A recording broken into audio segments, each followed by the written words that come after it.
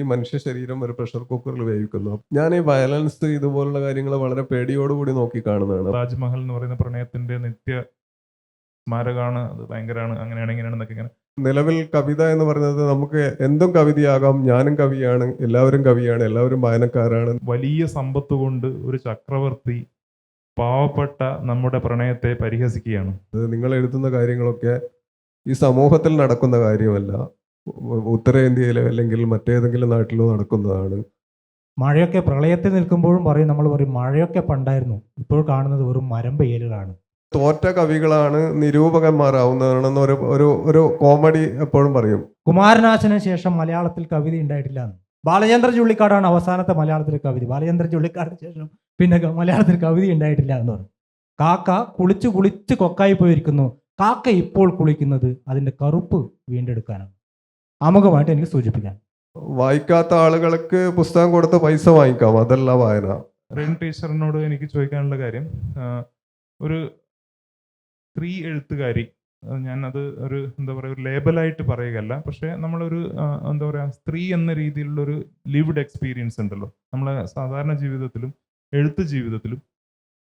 സ്ത്രീ എന്ന രീതിയിലുള്ളൊരു ഐഡൻറ്റിറ്റി അല്ലെങ്കിൽ ആ ഒരു വ്യക്തിത്വം ഏത് രീതിയിലാണ് നിങ്ങളുടെ കവിതയെ രൂപപ്പെടുത്തിയത്? അല്ലെങ്കിൽ ഒരുപക്ഷെ മലയാളത്തിലെ സ്ത്രീ കവിതകൾ എനിക്ക് തോന്നുന്നു മലയാളത്തിൽ വേണ്ടത്ര അടയാളപ്പെടുത്തപ്പെട്ടിട്ടില്ലാത്ത ഒരു കാര്യമാണ് സ്ത്രീ ജീവിതം എന്ന് പറയുന്നത്. വളരെ റീസെൻ്റായിട്ട് പിന്നെ ഒരുപാട് സ്ത്രീകൾ എഴുത്തിലേക്ക് വരുന്നുണ്ടെങ്കിലും നമ്മളുടെ പഴയകാലം കവിതയുടെ ആ ഒരു സമ്പന്ന ഭൂതകാലം എന്നൊക്കെ ആലോചിച്ച് കഴിഞ്ഞാൽ കവയത്രികളുടെ എണ്ണം എന്ന് പറയുന്നത് വളരെ കുറവാണ്. അപ്പോൾ അത് അത്ര തന്നെ സ്ത്രീ ജീവിതങ്ങൾ കവിതയിലേക്ക് വന്നിട്ടുള്ളതും വളരെ കുറവാണ്. എന്നാൽ ഇപ്പോഴത്തെ കാലത്ത് അത്തരം പ്രകാശനോപാധികൾ ഒരുപാട് കൂടിയിട്ടുണ്ട്. പിന്നെ നമുക്ക് അവസരങ്ങൾ കൂടുതലുണ്ട്, വിസിബിലിറ്റി കൂടുതലുണ്ട്, കൂടുതൽ ആളുകളിലേക്ക് എത്തിപ്പെടാൻ വേണ്ടി പറ്റുന്നുണ്ട്. അപ്പോൾ ഇതൊരു വലിയൊരു തുറസ് ഉണ്ടാക്കിയിട്ടുണ്ട്. ആളുകൾക്ക് കവിതയായാലും ഏത് സാഹിത്യ സൃഷ്ടിയായാലും ചെയ്തു കഴിഞ്ഞാൽ ആളുകളിലേക്ക് എത്തിക്കാനുള്ള അവസരങ്ങൾ കൂടുതലായിട്ടുണ്ട്. അപ്പോൾ ഒരുപാട് പുതിയ സ്വരങ്ങൾ കവിതയിലേക്ക് വരികയും അത് നമ്മളെ കവിതയെ പല രീതിയിൽ വിപുലീകരിക്കുകയും ചെയ്തിട്ടുണ്ട്. ഈ ഒരു കാര്യത്തോട് സ്വന്തം അനുഭവത്തിൽ നിന്നും സ്വന്തം എഴുത്തനുഭവത്തിൽ നിന്നും വായനാനുഭവത്തിൽ നിന്നും എന്താണ് നമ്മളോട് പങ്കുവെക്കാനുള്ളത്? എല്ലാവർക്കും നമസ്കാരം. കൈരളിയുടെ ഈ 4th എഡിഷനിൽ പങ്കെടുക്കാൻ പറ്റിയതിൽ, അതും ഒരുപാട് വായിക്കപ്പെടുന്ന കവികളോടൊപ്പം ചേരാൻ പറ്റിയതിൽ ഒരുപാട് സന്തോഷമുണ്ട്. സാറിപ്പോൾ ചോദിച്ചിട്ടുള്ളത് ഒരു സ്ത്രീ എഴുത്തുകാരി അല്ലെങ്കിൽ അത്തരത്തിൽ കവിത എഴുത്തിനെ നോക്കി കാണുമ്പോൾ എങ്ങനെയാണ് എന്നുള്ളതാണ് സാർ ചോദിച്ചിട്ടുള്ളത്. അപ്പോൾ എനിക്ക് തോന്നുന്നത് ഓരോ മനുഷ്യനും ആന്തരികമായ ഒരു ലോകമുണ്ട്. ആ ലോകത്തിനകത്ത് അവനൊരു ഭാഷയുമുണ്ട്. അപ്പോൾ അവർ നോക്കിക്കാണുന്ന ഒരു സ്ത്രീ എന്നുള്ള രീതിയിൽ, ഒരു എഴുത്തുകാരി എന്നുള്ള രീതിയിൽ ലോകത്തെ നോക്കി കാണുമ്പോൾ ഒരുപക്ഷെ പുരുഷൻ നോക്കിക്കാണുന്ന ഒരു രീതിയിലല്ല ഒരു സ്ത്രീ നോക്കിക്കാണുന്നത് എന്നുള്ളത് അതാണ് അടിസ്ഥാനപരമായിട്ട് എനിക്ക് പല കാര്യങ്ങളിലും പല തലങ്ങളിലും ആ കാഴ്ചപ്പാട് വ്യത്യസ്തമാകുന്നുണ്ട് എന്നാണ് തോന്നുന്നത്.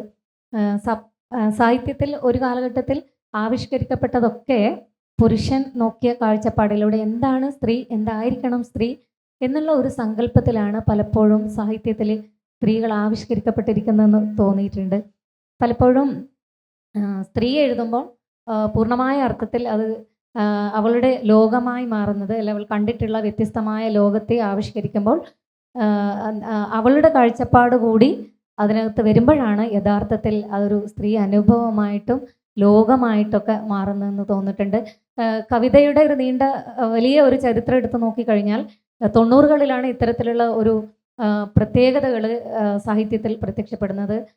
അതിനു മുമ്പ് തന്നെ 1969 ബെറ്റി ഫ്രൈദാൻ ഒക്കെ എഴുതിയിട്ടുള്ള ഫെമിനിൻ മിസ്റ്റേക്ക് എന്ന് പറയുന്ന ഒരു കൃതിയുടെ അനുരണനങ്ങൾ ലോകത്തെ എവിടെ എന്ത് നടന്നു കഴിഞ്ഞാലും അതിൻ്റെ അനുരണനങ്ങൾ നമ്മുടെ ജീവിതത്തിലും ഉണ്ടാകും എന്ന് പറയുന്നത് പോലെ അത്തരത്തിലുള്ള മാറ്റങ്ങൾ സ്ത്രീയുടെ ജീവിതത്തിൽ ഉണ്ടാകുന്നു. ഒരുപക്ഷെ ഗാർഹിക ജീവിതം, കുടുംബപരമായി പാചകകല എന്നൊക്കെ പറയുന്ന തരത്തിൽ സ്ത്രീയുടെ ജീവിതം ചുരുങ്ങിപ്പോയപ്പോൾ അതിന് വെളിയിൽ സോഷ്യൽ ഇടപെടലുകൾ, സാംസ്കാരിക ഇടപെടലുകൾ നടത്തുന്ന ഒരു സ്ത്രീ ഉണ്ട് എന്ന് ബെറ്റി ഫ്രൈദാൻ എന്ന് പറയുന്ന ഈ ഫെമിനിൻ മിസ്റ്റേക്ക് എന്ന് പറയുന്ന ഈ ഒരു അടയാളം കൊണ്ടുവരികയും അതിൻ്റെ ഒരു അനുരണനങ്ങൾ എഴുത്തുകാരികളിൽ ഉണ്ടാവുകയും ചെയ്തു എന്നുള്ളത് വാസ്തവമാണ്.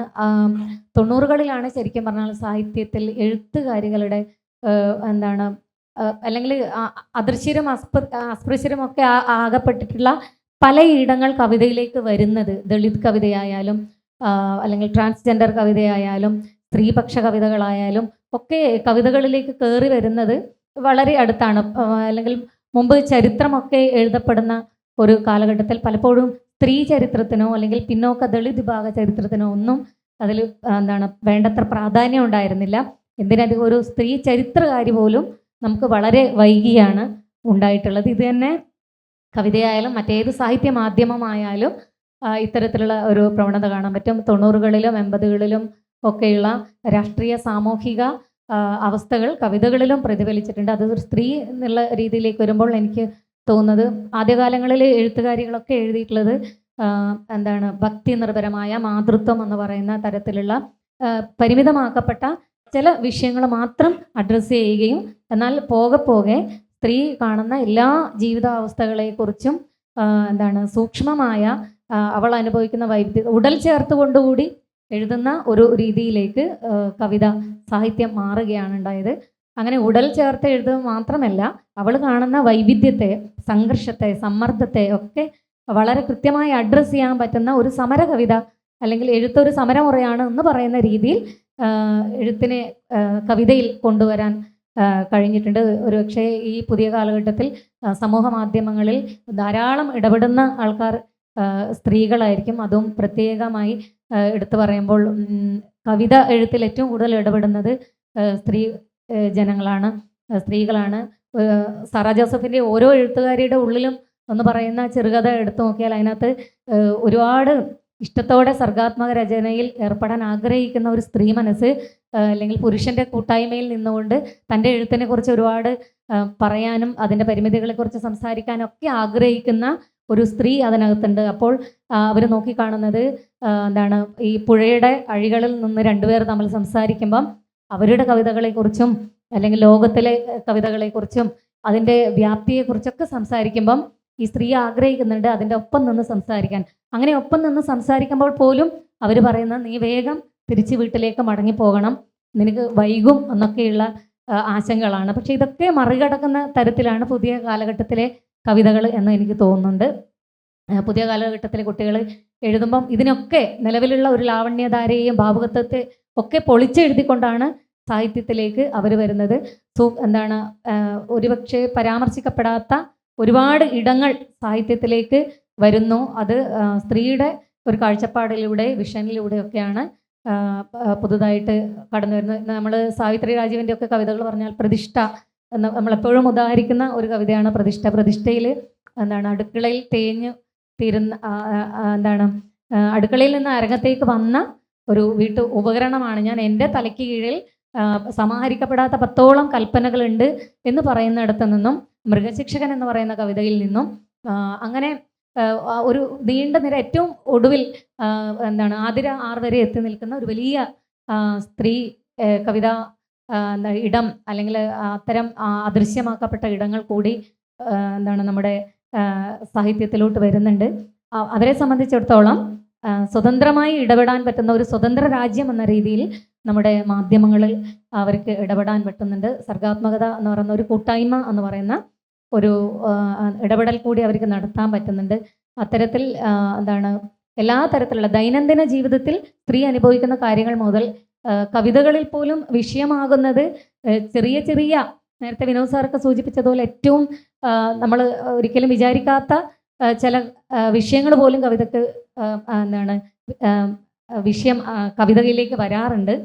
പ്രത്യേകിച്ച് സ്ത്രീ കാണുന്ന ലോകത്തെ അവളുടേതായിട്ടുള്ള കാഴ്ചപ്പാടിലൂടെ അനുഭവിപ്പിക്കാനും അത്തരം ഭാഷയിൽ പുതുക്കലുകൾ നടത്താനും പറ്റുന്നുണ്ട് എന്നുള്ളതാണ്. വിജില ചെറുപ്പാടിൻ്റെ കവിതകൾ അല്ലെങ്കിൽ പുതിയ കാലഘട്ടത്തിൽ എന്താണ് ഷീജ വക്കത്തിൻ്റെ കവിതകളായാലും അമ്മൂദീപയുടെ കവിതകളായാലൊക്കെ ഭാഷയിൽ പുതുമ സൃഷ്ടിക്കുന്നു. എപ്പോഴും നേരത്തെ ഇവിടെ സൂചിപ്പിച്ചതുപോലെ പലരും പറയാറുണ്ട് എന്താണ് പുതിയ കാലഘട്ടത്തിലെ കവിതകളെല്ലാം ഒരേപോലെയാണ് എന്ന്. പക്ഷേ നമ്മൾ ഒന്ന് അമർത്തി നോക്കിയാൽ, ഒന്ന് സൂക്ഷ്മമായി നമ്മൾ ഈ കവിതകളെ പരിശോധിച്ചാൽ ഭാഷയും ഇതിൽ എന്താണ് ഓരോ തരം ഭാഷ കവിത തന്നെ മറ്റൊരു ഭാഷയാണ് എന്ന് നമ്മൾ പറയുമ്പോൾ ഈ എഴുത്തുകാരികൾ ഉപയോഗിക്കുന്ന ഓരോ ഭാഷയും അവരുടേതായിട്ടുള്ള ലോകത്തെ സൃഷ്ടിക്കുകയും നിരന്തരം പുതുക്കപ്പെടുന്ന ഒരു ലോകത്തെ അടയാളപ്പെടുത്തുകയും തങ്ങളുടെ കാഴ്ചപ്പാടുകൾ അവതരിപ്പിക്കുകയും ചെയ്യുന്ന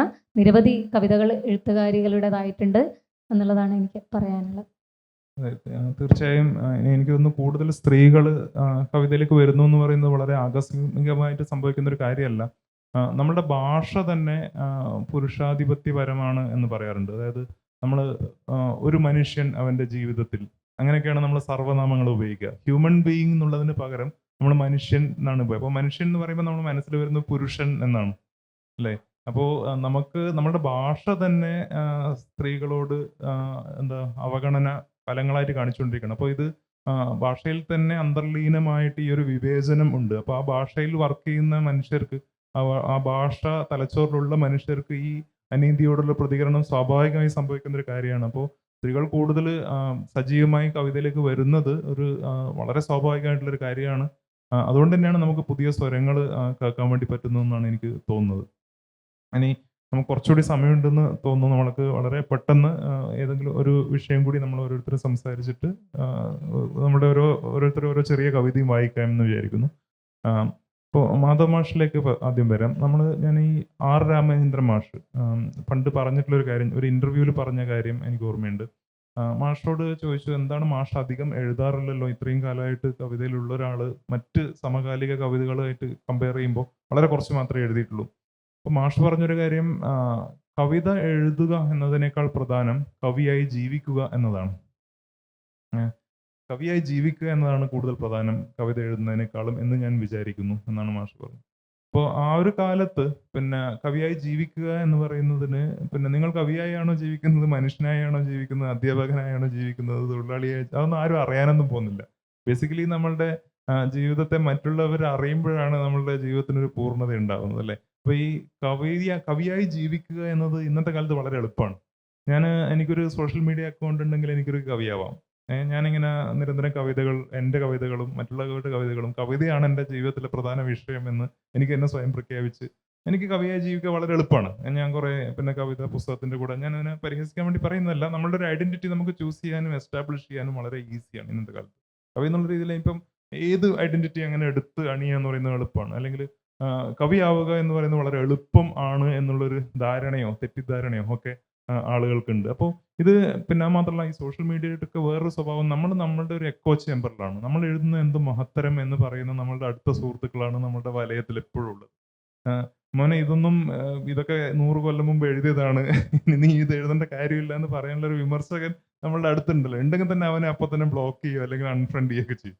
അല്ല, ഞാൻ പറഞ്ഞത് കുറച്ചൊരു അതിശയോക്തി ഉണ്ട് ഈ പറഞ്ഞതിൽ. പക്ഷെ അതൊരു യാഥാർത്ഥ്യം തന്നെയല്ലേ? അതായത് മനുഷ്യന് ഈ വളരെ ഉപരിപ്ലവമായ പ്രവർത്തനങ്ങളിലൂടെ ഒരു വലിയ എഴുത്തുകാരൻ എന്നുള്ള പേരിലേക്ക് എത്തിപ്പെടുന്നത്, അതുണ്ടാക്കുന്ന വെല്ലുവിളി എന്താണ്? അതെന്താണ്? നമ്മളുടെ ഓവറോൾ നമ്മളുടെ ഈ ഒരു കവിത എന്ന് പറയുന്ന ഒരു മാധ്യമത്തെ ഏത് രീതിയിലാണ് ബാധിച്ചിട്ടുള്ളത്? യഥാർത്ഥത്തിൽ ഓരോ കവിതയും എഴുതിക്കഴിഞ്ഞാൽ ആ കവി വലിയ പ്രതിസന്ധിയിലാണ് അകപ്പെടുന്നത്. ഇനിയൊന്നും എഴുതാൻ പറ്റുമോ എന്നുള്ളത് അയാളെ വല്ലാതെ അലട്ടുന്ന ഒന്നും കൂടി. 2 തരത്തിലുണ്ട്. പഴയ കാലത്ത് കവിത എന്ന് പറഞ്ഞാൽ കാവ്യ ജീവിതം എന്ന് പറയുന്നത് മറ്റു തരത്തിൽ, ഇപ്പം ഞാൻ കക്കടിൻ്റെ VKG കുറിച്ച് കക്കടെന്ന് പറഞ്ഞൊരു വരികളുണ്ട്. നിന്നിട്ടൊന്ന് കുലുങ്ങിയാൽ തുരുതുരെ ശ്ലോകം തെറിക്കും എന്നുള്ള കവിയാണ്. എല്ലാറ്റിനെയും ഈ കാവ്യ ഭാഷയിൽ അല്ലെങ്കിൽ അക്കാലത്ത് ചിട്ടപ്പെടുത്തിയിരിക്കുന്ന കാവ്യരൂപത്തിലേക്ക് കൊണ്ടുവരിക എന്നുള്ളതാണ് ഒരു വ്യായാമം കൂടിയാണത് ഭാഷയുടെ. നമ്മൾ ശ്രദ്ധിക്കേണ്ട ഒരു കാര്യം എനിക്ക് തോന്നിയിട്ടുള്ളത്, എൻ്റെ അഡ്രസ്സ് ചെയ്തുകൊണ്ട് ഞാൻ പറയുകയാണ്, എല്ലാ കവികളും പ്രത്യേകിച്ച് ഒരു ലാംഗ്വേജ് ആക്ടിവിസ്റ്റ് കൂടിയാണ്. അയാൾക്ക് അങ്ങനെ നിൽക്കാൻ പറ്റുള്ളൂ. നമ്മൾ ഈ ഭാഷയെ പുതുക്കുകയും അങ്ങനെ ചെയ്ത് പറഞ്ഞാൽ കഠിനമായൊരു പ്രവൃത്തിയാണെന്ന് എഴുതുന്ന കവി അത് ഓർമ്മിക്കുക തന്നെ നിർബന്ധമായിട്ടും വേണം.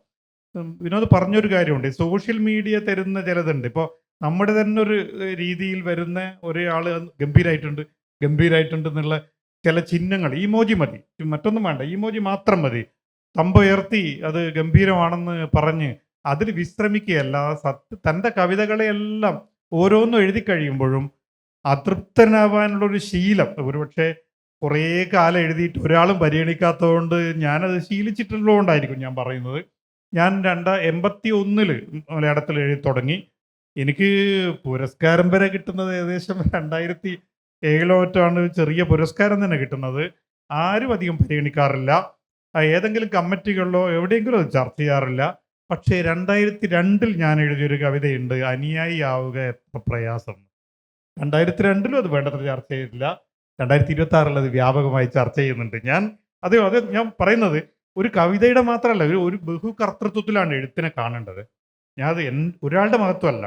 ഞാൻ എഴുതുന്നത് എത്രയോ മനുഷ്യരുടെ, മനുഷ്യരുടെ നമ്മുടെ ജീവിതാവസ്ഥയുടെ പരിസരങ്ങളുടെയൊക്കെ ഒരു സ്വാംശീകരണം കൂടിയാണ്. ഏക കർത്തൃത്വത്തിൽ, ഈ മൗലികതയെ പറ്റി നമ്മൾ പറയും പോലെ ഏക കർത്തൃത്വത്തിൽ എഴുത്തിനെ കുറിച്ച് പറയുന്നത് തന്നെ അസംബന്ധമാണ്. ബഹുകർത്തൃത്വത്തിലാണ്. എന്നിലെ ഒരാളല്ല, എന്നിലെ പല ആളുകളാണ്. അതുകൊണ്ടാണ് ഒരു കവിത വായിച്ചിട്ട് അടുത്ത വേറൊരു കവിത, നിങ്ങളെന്താ ഇങ്ങനത്തെ കവിത എഴുതിയതെന്ന് ചോദിക്കും ചിലപ്പോൾ. എന്നോട് പലരും ചോദിച്ചിട്ടുണ്ട്, നിങ്ങൾ വൃത്തത്തിൽ കവിത എഴുതുന്നല്ലോ എന്ന് ആക്ഷേപമായിട്ട് പറഞ്ഞവരുണ്ട്. നിങ്ങൾ വൃത്തമില്ലാതെ എഴുതുന്നല്ലോ, അതുകൊണ്ടൊരു കുഴപ്പമുണ്ട്, രണ്ടുപേരും നിങ്ങളെ കൂട്ടില്ല എന്ന് പറഞ്ഞവരുമുണ്ട്. പക്ഷെ ഞാനതിനെ അങ്ങനെയല്ല കാണുന്നത്. ഓരോന്ന് എഴുതുമ്പോഴും ചിലപ്പോൾ അതിൻ്റെ രൂപം ചില സമയത്ത് അത്യാവശ്യമായിരിക്കും. ആ രൂപത്തെ, പിന്നെ നമ്മുടെ ശീലം, നേരത്തെ സൂചിപ്പിച്ചില്ലേ, പൊയ്ക്കാൽ നമ്മൾ പുതിയ ഒരു ഭാഷയൊക്കെ ഉൾക്കൊള്ളാൻ ശ്രമിച്ച് ചെയ്യുന്നതിൻ്റെ പരിമിതികളും ഉണ്ടാവാം. ഇത് രണ്ടും ചേർന്നാണ് എഴുതുന്നത്. ആ എഴുതിക്കൊണ്ടിരിക്കുമ്പോൾ തന്നെ ഞാൻ എൻ്റേതല്ലാത്ത ശീലങ്ങളുള്ള, എൻ്റെ രീതികളല്ലാത്ത കവിതകളുടെ, എൻ്റെ ഒരു കാവ്യ അന്തരീക്ഷത്തിൽ നിന്ന് നേർവിപരീതമായ കാവ്യ അന്തരീക്ഷത്തെ കൂടി ഉൾക്കൊള്ളാൻ ശ്രമിക്കുക എന്നതാണ് ഒരു പക്ഷേ നവമാധ്യമങ്ങളിൽ മാത്രം അഭിരമിക്കുന്ന ഒരു കവി ചെയ്യേണ്ടതെന്നാണ് ഞാൻ കരുതുന്നത്. എന്താ ഒരു പ്രശ്നം എന്ന് വെച്ചാൽ, ഈ ഞാനിപ്പോൾ ഒരു കവിത എഴുതിയിട്ട് പോസ്റ്റ് ചെയ്താൽ എന്നെ പരിചയമുള്ള സുഹൃത്തുക്കൾ FBLും പോയി. ഇപ്പം FBL 50 വയസ്സിന് ശേഷമുള്ളവർ മാത്രം ഉപയോഗിക്കുന്ന ഒരു മേഖലയാണ്. അതിൽ എന്നെ പോലെയുള്ള കുറച്ച് ആളുകൾ അത് ലൈക്ക് ചെയ്യുകയും ചെയ്യും. പക്ഷേ ഒരു എഡിറ്റർ അത് സ്വീകരിക്കുകയോ തള്ളിക്കളയുകയോ ചെയ്യുമ്പോൾ അത് വ്യത്യസ്തമാണ്. കാരണം അയാൾ വേറൊരു തലത്തിൽ നിന്നുകൊണ്ട് അതിനെ വായിക്കുന്നു. ഈ വായന ഇന്ന് കുറഞ്ഞു വരികയാണ്. മുമ്പൊക്കെ ഞാൻ കവിത 81 ക്യാമ്പിൽ ഒരു കവിതയായിട്ട് പോയിട്ട് കക്കാടൊക്കെ വിളിച്ച ചീത്തയാണ്. ഞാനത് വളരെ പോസിറ്റീവായിട്ടാണ് കാണുന്നത്. നീ ഇനി ഒരു ഒറ്റ കവിത എഴുതി പോരുത് പറഞ്ഞു. ഞാൻ ആ കവിതയൊക്കെ ആലുവ പുഴയിൽ എറിഞ്ഞിട്ട് വരികയും ചെയ്തു. പിന്നീട് ഞാൻ കക്കാടിനെ കണ്ടപ്പോൾ, കക്കാട് പുതിയ കവിത, ഞാൻ ഒന്നും എഴുതാൻ പാടില്ല അല്ലേ പറഞ്ഞത്. ഞാൻ എഴുതിയിട്ടില്ല എന്നെ പറഞ്ഞു. ഇനി കവിത എഴുതാതെ താൻ ഈ വീട്ടിലേക്ക് കയറി വരരുത്, കാരണം നിനക്ക് എഴുതാൻ പറ്റും, അതുകൊണ്ടാണ് അങ്ങനെ പറഞ്ഞത് എന്ന് പറഞ്ഞ് എന്നെ ഇറക്കി വിടുമ്പോലെ പിന്നെ എൻ്റെ ഭാര്യ വന്നിട്ടാണ് എന്നെ ഇറക്കി വിടുക ചെയ്തത്. നീ കവിത എഴുതിയിട്ടല്ലാതെ ഇനി വീട്ടിലേക്ക് കയറണ്ടെന്ന് പറഞ്ഞു. എന്നിട്ട് കയറിയാൽ മതി. എഴുതാൻ പറ്റുന്നതുകൊണ്ടാണ് അങ്ങനെ പറഞ്ഞത്, എന്നെ പ്രകോപിപ്പിക്കാൻ വേണ്ടി പറഞ്ഞതെന്നല്ല. ഇപ്പം അങ്ങനെ ഒരു സംഭവം ഇല്ല. എന്നാൽ അപൂർവം നടക്കുന്നുണ്ട്. ഒരു മലയാളത്തിലെ പ്രധാനപ്പെട്ട ഒരു വാരികയുടെ പത്രാധിപർ, വലിയ വാരികയുടെ അല്ല, ചെറിയ വാരികയുടെ, ഞാനൊരു കവിത അയച്ചപ്പോൾ അയാൾ പറഞ്ഞു, ഈ കവിത കൊടുക്കണമെങ്കിൽ ഉറപ്പായിട്ട് കൊടുക്കണം, മാഷ് കൊടുക്കണം എന്ന് മാത്രം പറഞ്ഞാൽ മതി. മാഷ് കവിത വായിച്ച ഒരാൾ എന്നുള്ള നിലയിൽ ഇത് കൊടുക്കണോ വേണ്ടിയൊന്ന് മാഷൊന്ന് തീരുമാനിക്കണം എന്ന് പറഞ്ഞു. ഞാൻ വീണ്ടും ആലോചിച്ചപ്പോൾ ഞാൻ അടുത്ത് ഒരു അരമണിക്കൂർ കഴിഞ്ഞ് അയാളെ വിളിച്ചിട്ട് പറഞ്ഞു, ആ കവിത കൊടുക്കേണ്ടതില്ല. ചെറിയ പത്രാധിപരാണ്. പക്ഷെ ഞാനത് വളരെ ആ കവിത ഞാൻ കളയുകയും ചെയ്തു. അപ്പോൾ അത് കവിത കൊടുക്കാൻ അയാൾ പറഞ്ഞു. കാരണം കൊടുക്കാനുള്ള എല്ലാം പൊതുവായിട്ടുള്ള ചില സംഭവങ്ങളുണ്ട്. അയാൾ പറഞ്ഞു, നിങ്ങളുടെ കവിത വായിച്ച ഒരാൾ എന്നുള്ള നിലയിൽ അത് കൊടുക്കണം വേണ്ടിയോ മാഷ് തീരുമാനിച്ച് പറഞ്ഞാൽ മതി. കൊടുക്കണം എന്ന് പറഞ്ഞാൽ കൊടുക്കാം. ആരും ആദ്യം പറഞ്ഞു പോകും. പക്ഷെ ഒരു സെക്കൻഡിൽ ഈ കക്കാടൊക്കെ നമ്മളെ മനസ്സിൽ വന്നപ്പോൾ ഞാൻ പറയാമെന്ന് പറഞ്ഞു. ഒരു അരമണിക്കൂർ കഴിഞ്ഞ് ഞാൻ അദ്ദേഹത്തെ അറിയിച്ചു. അദ്ദേഹം ജീവിച്ചിരിപ്പുണ്ട്, അപ്പോഴും അതേ സ്ഥാനത്ത് തന്നെ ഉണ്ട്. അതുകൊണ്ടാണ് ഞാൻ പറഞ്ഞത്, ഇത് നമ്മളെ ഈ എഴുത്ത് എന്ന് പറയുന്നതിന് ഇങ്ങനൊരു ഘടകമുണ്ട്. വേറൊരാൾ എഡിറ്റ് ചെയ്യാൻ ഇല്ലാത്തൊരു പ്രതിസന്ധി നമ്മൾ അഭിമുഖീകരിക്കുന്നുണ്ട്. ഏറ്റവും മികച്ച എഡിറ്റർ ആവുക എന്നുള്ളതാണ്. 2 വരി എഴുതുമ്പോൾ നമ്മൾ 2000 വട്ടം വേണ്ടി വന്നത് ആലോചിക്കേണ്ട ഒരു പ്രതിസന്ധി ഇപ്പോൾ ഉണ്ട്. കാരണം നേരത്തെ പറഞ്ഞില്ലേ, ChatGPT ഇങ്ങനെ കവിതയൊക്കെ ഇഷ്ടംപോലെ എഴുതും. എന്നെക്കുറിച്ച് ChatGPT അല്ല, വേറൊന്നിലും ഒരാൾ എൻ്റെ മുമ്പിൽ നിന്ന് ഞാൻ എഴുതാൻ പോകുന്ന ടൈപ്പ് കവിത അല്ലെങ്കിൽ എന്നെക്കുറിച്ച് കൊണ്ട് അത് കാണിച്ചു തന്നു. കവിത ഒരു ബന്ധവുമില്ല. അത് വേറൊന്ന് ക്ലൗഡ് എന്ന് പറഞ്ഞു. ക്ലൗഡ് കുറെ കൂടി ഇതാന്ന് തോന്നുന്നു. എനിക്ക് ശരിക്കും കൈകാര്യം ചെയ്യാൻ അറിഞ്ഞുകൂടാ. കൈകാര്യം ചെയ്യാൻ അറിയുന്ന സുഹൃത്ത് ക്ലൗഡിൽ ഞാൻ എഴുതുന്ന കവിത കാണിച്ചു തന്നു. എന്നെക്കുറിച്ചുള്ള ഒരുപാട് കാര്യങ്ങൾ, കുറച്ച് ഗൂഗിളിൽ പറയുന്ന കാര്യങ്ങളാണ്. ബാക്കി ഈ സ്ഥിരമായി കുറേ സാധനങ്ങൾ വന്നിട്ട് വലിയ സ്വാഗതം പറയാൻ വേണ്ടി മാധവൻ പുറച്ചേരി സ്വാഗതം പറയാനുള്ള എന്താണെന്ന് ക്ലൗഡ് ചോദിച്ചപ്പോൾ ഒരു 3/4 പേജോളം ഇങ്ങനെ വന്നു. അപ്പോൾ അതിൽ പകുതിയൊന്നും യാതൊരു ബന്ധവുമില്ലാത്തതാണ്, ഞാനുമായിട്ട് യാതൊരു ബന്ധവുമില്ലാത്തതാണ്. അപ്പം ഇങ്ങനെ ഉള്ളൊരു ലോകത്താണ് നമ്മൾ എഴുതുന്നത് എന്ന് വളരെ ഗൗരവത്തോടെ ആലോചിക്കുന്നുണ്ട്. വായനക്കാർ എന്ന് പറഞ്ഞാൽ നല്ല കവി നല്ല വായനക്കാരനുമായിരിക്കണം. അയാളുടെ കവിത മാത്രം വായിക്കുന്ന കവിതയാണ് അങ്ങനത്തെ കവികളാണ് കൂടുതൽ പ്രതിസന്ധി നേരിടുക എന്ന് കരുതുന്നു. അപ്പോൾ കുറച്ചുകാലം എഴുതാണ്ടിരുന്നതുകൊണ്ട് ഇപ്പോൾ പ്രശ്നമുണ്ട് കേട്ടോ. കഴിഞ്ഞ ആഴ്ച കവിത എഴുതി, എന്താ കവിത ഇല്ലാത്തതെന്ന് ആൾ ചോദിക്കും. 2 കാരണങ്ങളാൽ. വായിക്കാത്തവരും ചോദിക്കും, ആകാംക്ഷയോടെ വായിക്കുന്നവരും ചോദിക്കും, നിങ്ങൾ എന്താ എഴുതാത്തത്, ഇപ്പോൾ എന്താ എഴുതാത്തത്.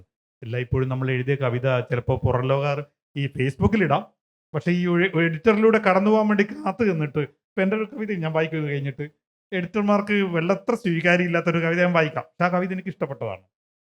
എഡിറ്റർമാരെല്ലാവരും തിരസ്കരിച്ചാലും ഞാൻ ആ കവിതയെ ഉപേക്ഷിക്കുകയുമില്ല. ഞാൻ പറഞ്ഞു വന്നത്, നമ്മൾ സ്വതവേ നമ്മളൊരു എഡിറ്ററെ വളർത്തിയെടുക്കുക എന്നുള്ളത് പുതിയ കാലത്ത് വലിയ കവി എത്ര പ്രായം. ഇപ്പം ഞാൻ സച്ചിദാനന്ദ മാഷെ ആ മുറിയെക്കുറിച്ചുള്ള കവിതയുണ്ട് ഭാഷാഭൂഷണിയിൽ. മാഷ കണ്ണിലൊരു ചെറുപ്പക്കാരൊരു കുട്ടിയുണ്ട്, മാഷ കണ്ണിൽ അയാളൊരു പൂർവികർ വരെയുണ്ട്. മാഷ് ഇത്രയുമായിട്ട് എന്തൊരു സജീവമായിട്ട് എഴുതുന്നവരെ ഈ മുറിയുടെ ചരിത്രമാണ് ആ കവിത.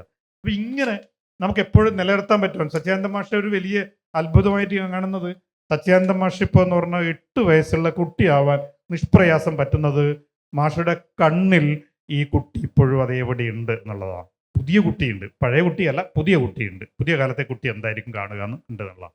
നമ്മളെല്ലാം തന്നെ അത്ര ഒരു മാഷെ അനുകരിക്കാനല്ല ഞാൻ പറയുന്നത്, നമ്മളിലെല്ലാം ഇങ്ങനെയുള്ള പലരുണ്ട്. ഈ പലരാണ് അഥവാ ബഹുകർത്തൃത്വത്തിലാണ് എഴുത്തിനെ അഭിസംബോധന ചെയ്യേണ്ടത്. അതുകൊണ്ട് ഈ വീരസ്യം അല്ല. ഞാൻ ഇത്ര എഴുതി, ഇപ്പോൾ അവാർഡുകളൊക്കെ ഞാനും വിനോദ് ഞങ്ങൾ ഇരിക്കുന്നവരൊക്കെ ചിലർക്ക് വാങ്ങുന്നുണ്ട്, പക്ഷെ അവാർഡ് തരുന്നു ആരെയും നമ്മൾ വിളിച്ചിട്ട്, ഞാൻ ഇന്നേരം വിളിച്ചിട്ടില്ല, വിനോദവും ഇല്ല, എനിക്കറിയാം. അപ്പോൾ അങ്ങനെയൊന്നുമില്ല. പക്ഷെ അവാർഡ് കിട്ടുമ്പോൾ ആ പുസ്തകം കുറച്ചും കൂടി ശ്രദ്ധിക്കപ്പെടും.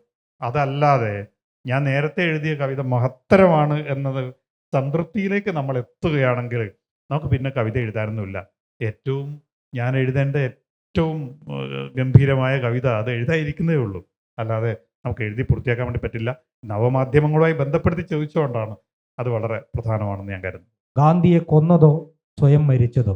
ഇപ്പോൾ ഉത്തരത്തിൽ ചോദ്യചിഹ്നം പോലെ തൂങ്ങി നിൽക്കുന്നു ഗാന്ധി. ഞാൻ നിന്റെ കവിത കണ്ടു എന്നാണ് പറയുക, വായിച്ചു എന്നല്ല.